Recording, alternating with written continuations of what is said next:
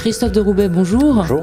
Alors, vous avez sans doute peu dormi puisque vous êtes celui qui, pour l'humanité, couvrait la campagne électorale américaine, campagne qui s'est achevée et à l'issue de laquelle le 45e président des États-Unis sera Donald Trump. Quelle est votre première réaction ? C'est une campagne qui s'est achevée, qui nous a achevé un peu la nuit. Réaction d'immense surprise, évidemment. Évidemment, quand on est journaliste, on essaye de toujours mettre toutes les options sur la table, de les travailler, de les analyser.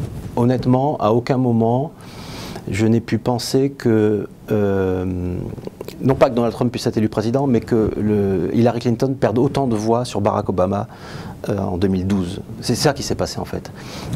Les chiffres sont en train d'être finalisés, mais on voit État par État, déjà les États qui ont basculé, que Donald Trump recueille le même nombre de voix que Mitt Romney en 2012. Mais en revanche, Hillary Clinton perd entre 20 et 25% des voix de Barack Obama dans le Michigan, dans le Wisconsin, dans l'Ohio, 18%, dans le New Hampshire, 10%.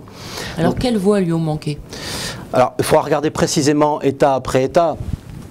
Manifestement, à ce niveau-là, un peu de toutes les voix. Manifestement, des voix d'ouvriers blancs qui votaient traditionnellement démocrates, qui ne sont pas pour autant partis vers le Parti républicain, ils se sont abstenus. C'est ça qui s'est passé. Des voix de jeunes également, et très certainement aussi les voix d'Africains-Américains. Un peu les voix de tout ce qui constituait la coalition de Barack Obama, qui était la coalition des forces démographiques et sociales ascendantes aux États-Unis, les minorités, donc latinos, africains-américains, les jeunes et les femmes diplômées. Donc, à mon avis, il doit lui en manquer un peu partout. Des voix de gauche aussi ? Oui, principalement des voix de gauche. Clairement, là encore, les enquêtes d'opinion vont nous éclairer, mais très certainement, on va constater que les voix qui s'étaient portées sur Bernie Sanders lui ont manqué. Le Wisconsin et le Michigan sont deux États qu'elle avait perdus lors des primaires face à Bernie Sanders, et ce sont deux États dans lesquels elle n'a quasiment pas fait campagne. Elle n'a pas mis les pieds dans le Wisconsin depuis la convention du Parti démocrate en juillet. Elle a passé 4 mois sans mettre les pieds dans un État de cette importance-là. Alors bon, on fait ce constat. Maintenant, il faut regarder l'avenir. Quel avenir se dessine pour les États-Unis avec un Donald Trump à sa tête ? Personne ne peut le dire. Personne ne peut le dire, et évidemment c'est... En tout cas, les places financières baissent. Les places financières baissent, oui. Alors, il faudra voir quel type de relation Donald Trump va entretenir avec le Congrès, qui est resté républicain. La Chambre, c'était prévu, mais les républicains gardent la majorité au Sénat également. C'est-à-dire qu'il a les pleins pouvoirs ? Il a les pleins pouvoirs, et en même temps, il est face à des groupes avec lesquels il est pas forcément en accord. On sait que le Parti républicain ne l'a pas soutenu, et donc pour faire passer un certain nombre de lois, il faudra voir s'il veut mettre en œuvre certaines de ses mesures, de ses propositions de campagne, comme la construction d'un mur avec le Mexique, mais il faut que Ou également rayer d'un coup de crayon l'Obamacare. Oui, alors ça, il trouvera sûrement une majorité républicaine pour le faire. Très certainement. En revanche, pour les propositions les plus folles, bon, celle-là déjà un peu folle, mais les plus folles, construction d'un mur, interdiction d'entrer sur le territoire pour les musulmans, il aura besoin d'une majorité à la Chambre et au Sénat. Pas certain qu'il trouve cette majorité. Ça, bon, c'est l'inconnu absolu de toute façon. Là, on plonge dans l'inconnu total aux États-Unis. Et sur le plan diplomatique, sur le plan international, parce que bon, les États-Unis restent le gendarme du monde. Oui, bah sur le plan diplomatique, de la même manière, personne n'est capable de dire ce que sera la présidence de Donald Trump. Personne. Enfin, je veux dire, personne n'a cru, en tout cas pas moi, à un seul instant qu'il était sincère dans ce qu'il disait sur j'aurai un exercice limité de la puissance américaine, je vais renégocier les traités de libre-échange. Donc personne ne peut dire. Et sur le plan climatique, justement, renégocier les traités de libre-échange, ça peut être une bonne nouvelle pour le climat, très paradoxalement. Oui, après ça dépend sur quelle base il veut renégocier ce traité de libre-échange, et encore, est-ce qu'il aura une majorité, puisque ça fait intervenir le Congrès. Bon, mystère pour l'instant. Alors, dans votre dernier livre, L'Amérique qui vient, vous faisiez le portrait de cette Amérique jeune, mélangée, qui n'était pas du tout conforme à du coup, celui qui va la représenter. Comment vous vivez ce décalage aujourd'hui, et comment vous envisagez l'avenir de ce peuple que vous décrivez et qui existe? Oui, l'Amérique qui vient s'est abstenue. C'est ça qui s'est passé hier soir. L'Amérique qui vient s'est abstenue. J'avais rencontré lors de mon dernier reportage aux Carolines du Nord beaucoup de jeunes qui avaient voté Sanders.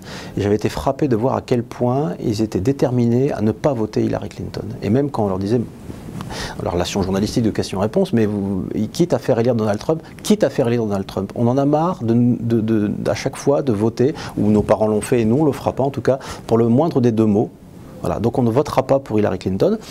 Moi je pensais que dans un dernier sursaut, au dernier moment, ils iraient quand même voter pour éviter ça. Manifestement ils ne l'ont pas fait. Ceci dit, l'Amérique qui vient s'est abstenue d'aller voter pour Hillary Clinton, mais elle ne s'est pas abstenue d'aller voter pour un certain nombre de référendums.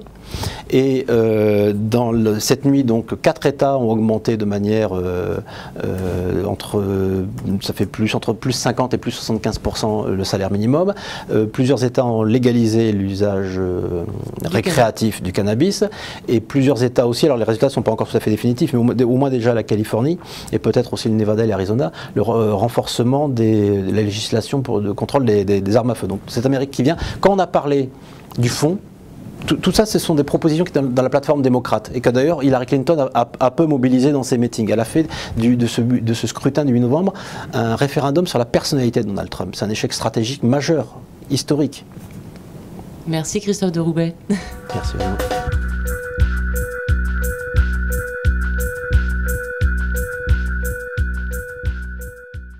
De crayon l'Obamacare. Oui, alors ça, il trouvera sûrement une majorité républicaine pour le faire. Très certainement. En revanche, pour les propositions les plus folles, bon, celle-là déjà un peu folle, mais les plus folles, construction d'un mur, interdiction d'entrée sur le territoire pour les musulmans, il aura besoin d'une majorité à la Chambre et au Sénat. Pas certain qu'il trouve cette majorité. Ça, bon, c'est l'inconnu absolu de toute façon. Là, on plonge dans l'inconnu total aux États-Unis. Et sur le plan diplomatique, sur le plan international, parce que bon, les États-Unis restent le gendarme du monde. Oui, bah sur le plan diplomatique, de la même manière, personne n'est capable de dire ce que sera la présidence de Donald Trump. Personne, enfin, je veux dire, personne n'a cru, en tout cas pas moi, à un seul instant qu'il était sincère dans ce qu'il disait sur j'aurai un exercice limité de la puissance américaine, je vais renégocier les traités de libre-échange. Donc personne ne peut dire. Et sur le plan climatique, justement, renégocier les traités de libre-échange, ça peut être une bonne nouvelle pour le climat, très paradoxalement. Oui, après ça dépend sur le climat. Dans l'Ohio, 18%. Dans le New Hampshire, 10%. Alors donc, quelles voix lui ont manqué? Alors, il faudra regarder précisément État après État. Manifestement, à ce niveau-là, un peu de toutes les voix. Manifestement, des voix d'ouvriers blancs qui votaient traditionnellement démocrates, qui ne sont pas pour autant partis vers le Parti républicain, ils se sont abstenus. Hein. C'est ça qui s'est passé. Des voix de jeunes également, et très certainement aussi les voix d'Africains-Américains. Un peu les voix de tout ce qui constituait la coalition de Barack Obama, qui était la coalition des forces démographiques et sociales ascendantes aux États-Unis, les minorités, donc latinos, africains-américains, les jeunes et les femmes diplômées. Donc, à mon avis, il doit lui en manquer un peu partout. Des voix de gauche aussi? Oui, principalement des voix de gauche, clairement. Là encore, les enquêtes d'opinion vont nous éclairer, mais très certainement, on va constater que les voix qui s'étaient portées sur Bernie Sanders lui ont manqué. Le Wisconsin et le Michigan sont deux États qu'elle avait perdus lors des primaires. Elbaz, il veut renégocier ce traité de libre-échange, et encore, est-ce qu'il aura une majorité, puisque ça fait intervenir le Congrès. Bon. Mystère pour l'instant. Alors dans votre dernier livre, L'Amérique qui vient, vous faisiez le portrait de cette Amérique jeune, mélangée, qui n'était pas du tout conforme à du coup celui qui va la représenter. Comment vous vivez ce décalage aujourd'hui, et comment vous envisagez l'avenir de ce peuple que vous décrivez et qui existe? Oui, l'Amérique qui vient s'est abstenue. C'est ça qui s'est passé hier soir. L'Amérique qui vient s'est abstenue. J'avais rencontré lors de mon dernier reportage aux Carolines du Nord beaucoup de jeunes qui avaient voté Sanders, et j'avais été frappé de voir à quel point ils étaient déterminés à ne pas voter Hillary Clinton. Et même quand on leur disait, la relation journalistique de questions-réponses, mais quitte à faire élire Donald Trump, on en a marre à chaque fois de voter, ou nos parents l'ont fait et nous on ne le fera pas en tout cas, pour le moindre des deux mots. Voilà, donc on ne votera pas pour Hillary Clinton. Moi je pensais que dans un dernier sursaut, au dernier moment... Christophe de Roubaix, bonjour. Bonjour. Alors, vous avez sans doute peu dormi puisque vous êtes celui qui, pour l'humanité, couvrait la campagne électorale américaine, campagne qui s'est achevée et à l'issue de laquelle le 45e président des États-Unis sera Donald Trump. Quelle est votre première réaction? C'est une campagne qui s'est achevée, qui nous a achevé un peu la nuit. Réaction d'immense surprise, évidemment. Évidemment, quand on est journaliste, on essaye de toujours mettre toutes les options sur la table, de les travailler, de les analyser. Honnêtement, à aucun moment, je n'ai pu penser que, non pas que Donald Trump puisse être élu président, mais que Hillary Clinton perde autant de voix sur Barack Obama en 2012. C'est ça qui s'est passé en fait. Les chiffres sont en train d'être finalisés, mais on voit État par État, déjà les États qui ont basculé, que Donald Trump recueille le même nombre de voix que Mitt Romney en 2012. Mais en revanche, Hillary Clinton perd entre 20 et 25% des voix de Barack Obama dans le Michigan, dans le Wisconsin, face à Bernie Sanders. Et ce sont deux États dans lesquels elle n'a quasiment pas fait campagne. Elle n'a pas mis les pieds dans le Wisconsin depuis la convention du Parti démocrate en juillet. Elle a passé 4 mois sans mettre les pieds dans un État de cette importance-là. Alors bon, on fait ce constat. Maintenant, il faut regarder l'avenir.